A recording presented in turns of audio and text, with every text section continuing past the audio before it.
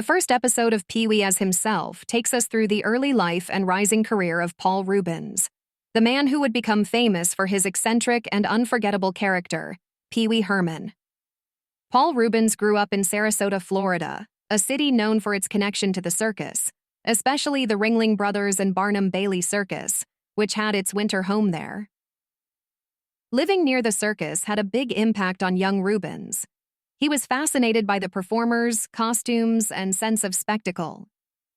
He also spent a lot of time watching TV, especially 1950s shows like The Andy Griffith Show and Pinky Lee, which helped shape his sense of humor and style. After high school, Reubens went on to attend the California Institute of the Arts, CalArts, a well-known school for artists and performers. There, he found a creative environment where he could explore his wild ideas. Surrounded by other future stars like Ed Harris and Laurie Metcalf, Reubens experimented with theater that was bold, unusual, and expressive. His time at CalArts gave him the confidence to try out new characters and performances. Eventually, Reubens moved to Los Angeles and joined the Groundlings, a popular improv and sketch comedy group. It was there that he created the Pee-wee Herman character, a man-child with a high-pitched laugh, slicked back hair, and a red bow tie. Pee-wee was silly and innocent on the surface, but with a clever, subversive twist that appealed to both kids and adults. The Pee-wee character first became popular in a live stage show at the Roxy Theater, where it attracted a loyal following. That success led to an HBO special, which brought Pee-wee into homes across the country. Then came the 1985 movie Pee-wee's Big Adventure, directed by a then up-and-coming filmmaker named Tim Burton. The film was a huge hit and turned Pee-wee into a pop culture icon. As the character grew more popular, Reubens made a conscious choice to stay in character most of the time in public. He rarely appeared as himself, which made Pee-wee seem even more real to fans. But this blending of performer and character also made it harder for people to separate the two, creating confusion about where Pee-wee ended and Paul Reubens began.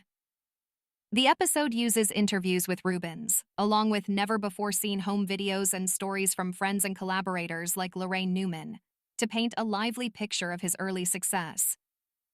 It highlights how Reubens' mix of creativity, ambition, and commitment to character helped bring Pee-wee Herman to life and set the stage for everything that came next. The second episode continues Paul Reubens' story by showing how Pee-wee Herman reached new heights of fame, and how Reubens faced serious challenges that changed his life and career.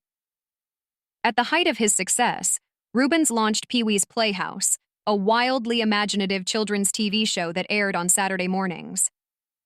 The show was a visual explosion of colors, talking furniture, wacky characters, and positive messages. Reubens described it as a fever dream of joy, and it quickly became a hit with kids and adults alike. The show promoted themes like creativity, acceptance, and being true to yourself. It won multiple Emmy Awards and made Pee-wee even more of a household name. But just as things seemed perfect, Reubens' life took a sudden turn. In 1991, he was arrested in Florida for indecent exposure in an adult theater. The incident became national news and led to widespread media coverage that damaged his public image.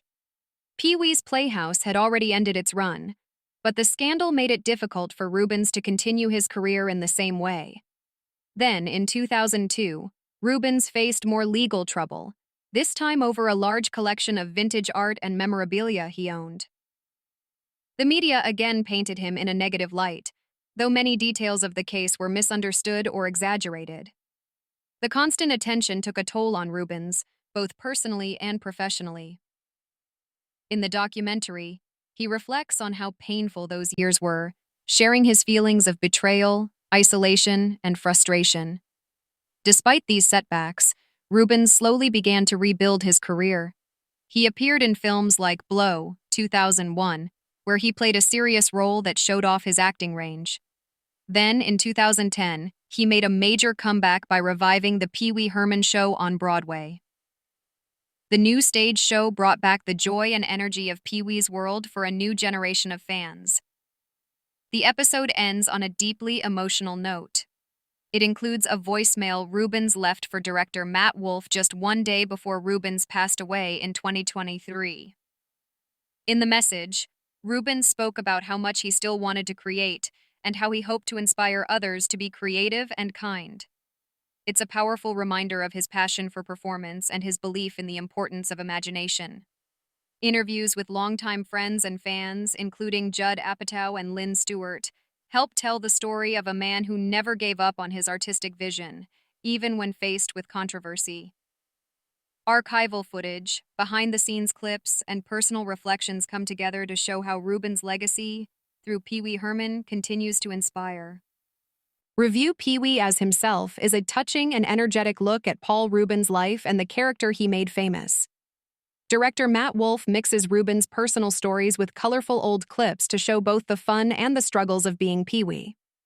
The first episode is playful and fast-moving. It gives a great view of Rubens' early years, showing how he found his voice through creativity and bold performances.